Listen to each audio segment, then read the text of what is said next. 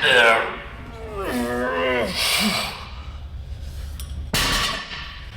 right, welcome back to another one of our 2-minute tactics. There were two fairly hideous mistakes that I made there in that deadlift, possibly more, but let's specifically cover two. And that is, number one, not getting tight against the bar. When you squeeze your chest up to set your back, putting a lot of tension on the bar.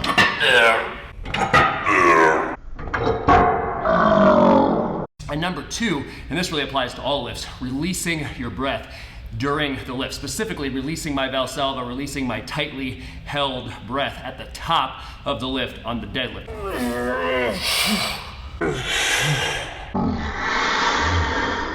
It's not that difficult. You can hold your breath for another half a second so that you can set it down, all right? It's not that difficult, but it is very easy to mess this up, all right? So we're gonna give you one cue that's gonna solve both of these problems. Now, part of this cue comes with great thanks from fellow starting strength coach Mia Inman, and that is lift silently, all right? So you should not make any noise, specifically with your breath during the actual lift.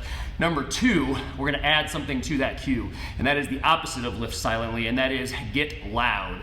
So the cue is loud, then silent. Loud, in other words, the bar needs to make noise when you put tension on it when you set your back. You should hear that slop, that slack get pulled out of the bar. Yeah, you're still gonna hear a little bit of noise. The more plates you have on the bar, you're still gonna hear a little bit of noise when the bar actually leaves the ground. But remember, in all of the other lifts that you do aside from the deadlift, you're already supporting the weight of the bar on you. Think of the squat, right? The bar is already on you.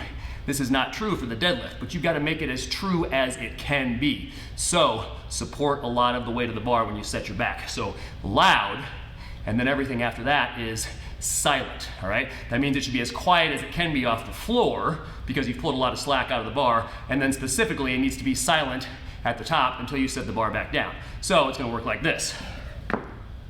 I'm gonna get loud with the bar, and then it's going to be silent. Loud happens now.